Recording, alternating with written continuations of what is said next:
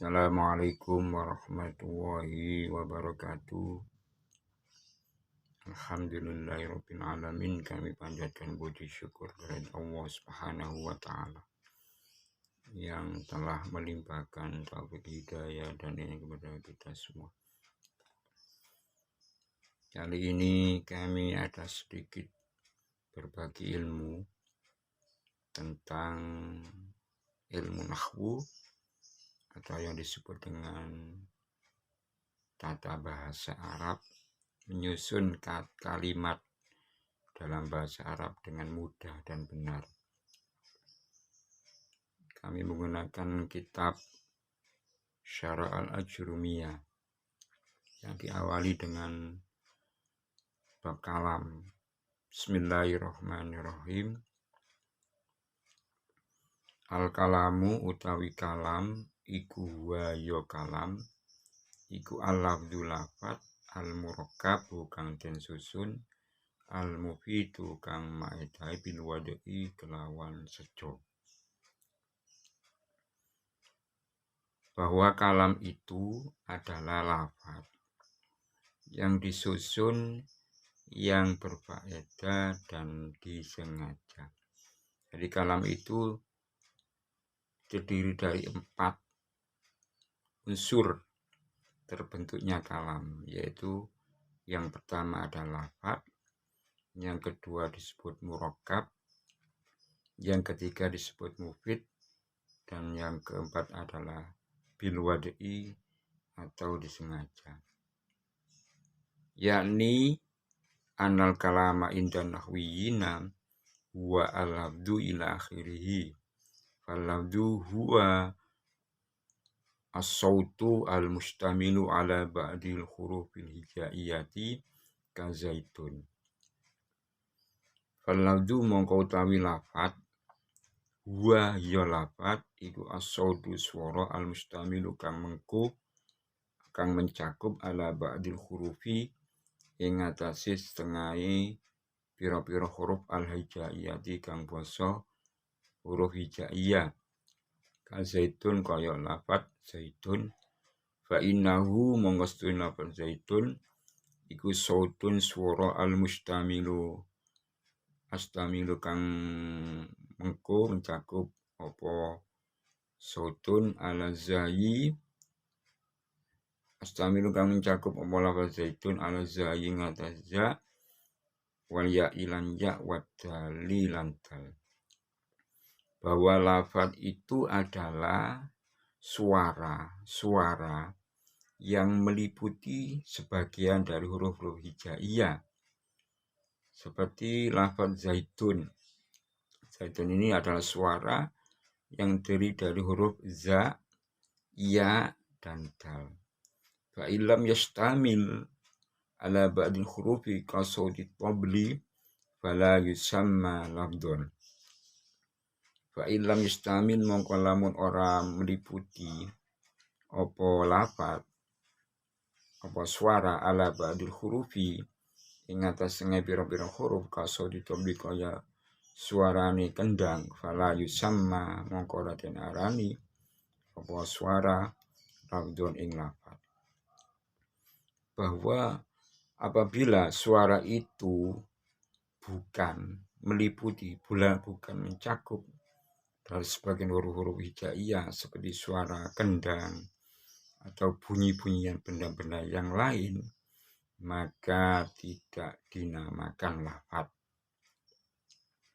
Ataupun lafaz itu maka mufidan, tidak berfaedah atau bermakna, ataupun seperti syarah, tulisan, wal kitabah, wal aqdi dan akad, perjanjian, wal nasbi.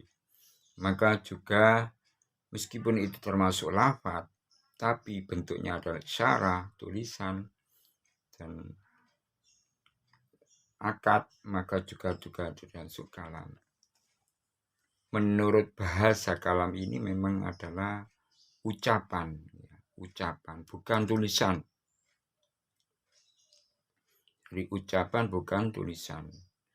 Jadi yang dimaksud, yang harapkan dari ulama nahwu ini, yang dijelaskan menurut ulama nahwu bahwa kalam itu bukan dalam bentuk tulisan, tapi dalam bentuk ucapan sesuai dengan lafadznya atau kata-kata kalam itu sendiri. Yang kedua adalah murakkab. Kalam itu dari murakkab. Ma turkiba min kalimateni faksara wal murakkabu utawi murakkab iku ma kalimat turkiba kanten susun apa ma min kalimat ini saking rong kalimat faksara mongko luwi akeh kakoma zaitun kok lafat koma zaitun wa zaitun kok imun lafat zaitun kok imun. Koma wis ngadeg sapa zaitun zaid wa zaitun utawi zaid iku kok imun wong kang ngadeg. Yang kedua adalah kalam itu terdiri dari yang disebut dengan murakkab. Murakkab itu apa sih? Murakkab itu susunan kalimat minimal 2 kalimat ataupun lebih. Seperti contoh pada lafaz koma zaitun ini terdiri dari 2 kalimat yaitu koma sama zaitun. Kemudian zaitun qaimun juga terdiri dari 2 kalimat zaitun qaimun. Hanya saja pada lafaz koma ini terdiri dari fi'il, yang kedua zaitun sebagai fa'ilnya atau pelakunya atau subjeknya. Kemudian zaitun qaimun ini terdiri dari mubtada dan khobar.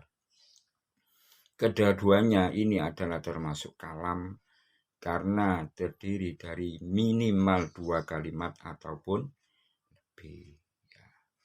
Penjelasannya bahwa pada contoh awal koma zaitun ini terdiri dari fi'il dan fa'il.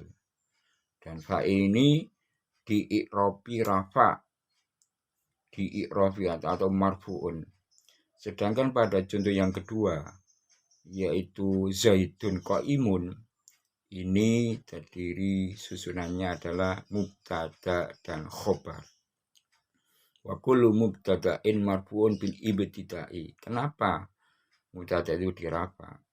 Karena setiap mubtada itu di-i'rab rafa karena bil ibtida'i sebagai awal atau mula perkataan atau ucapan. Wa kullu khobarin marfu'un wa kullu khobarin utawi saben-saben khobar iku marfu'un dan rafakan bil mubtada'i kelawan mubtada. Bahwa khobar pun adalah juga di-i'rab rafa sebagai khobarnya mubtada. Ya.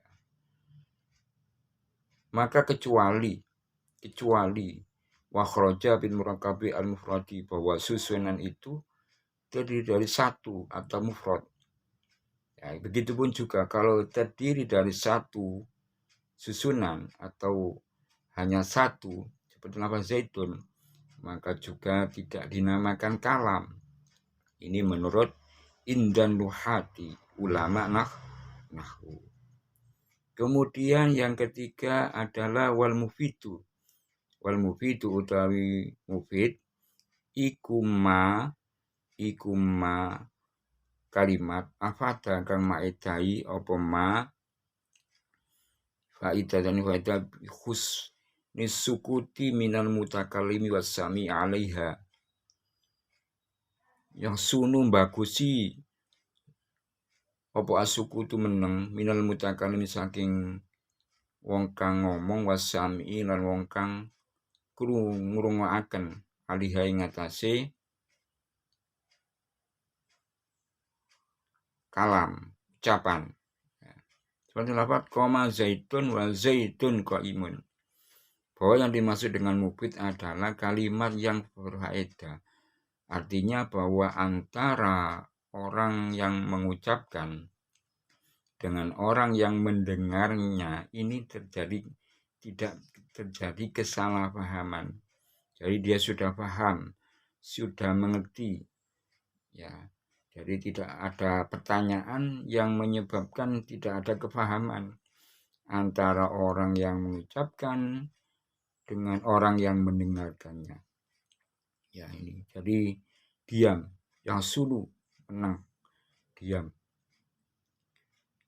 Jadi seperti lafaz koma zaitun, Zaid berdiri, Zaid sudah berdiri, atau Zaid qaimun, Zaid adalah orang yang berdiri. Maka kedua contoh tersebut ini tidak menimbulkan pertanyaan.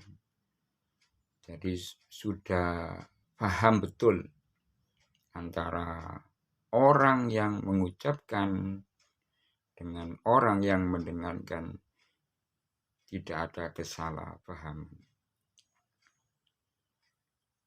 Kemudian yang terakhir yaitu yang disebut dengan wad'i. Ini wad'i. Pada halaman berikutnya, yaitu pada halaman 5, disebut dengan wad'i. Wad'i itu apa? Wad'i itu ya dengan disengaja. Wa qalu bil wad'i fassara ba'duhum bil qasdi. Bahwa wad'i ini dikiaskan, ditafsiri menurut sebagian ulama itu adalah dengan disengaja. Dengan disengaja. Artinya bahwa ketika orang yang mengucapkan ini dalam keadaan sadar, bukan termasuk kalam, termasuk ucapannya orang yang sedang tidur ataupun lupa. Ini menurut ilmu nahwu, pendapat ulama bukan termasuk kalam, karena orang yang sedang tidur ini dalam keadaan tidak sadar dan juga termasuk tidak disengaja. Itu adalah penjelasan tentang wad'i. Ya, jadi wad'i atau disengaja. Ya, demikian sebagian, nanti kami lanjutkan tentang penjelasan berikutnya tentang pembagian kalam itu ada berapa. Mudah-mudahan dapat dimengerti dan dipahami. Assalamualaikum warahmatullahi wabarakatuh.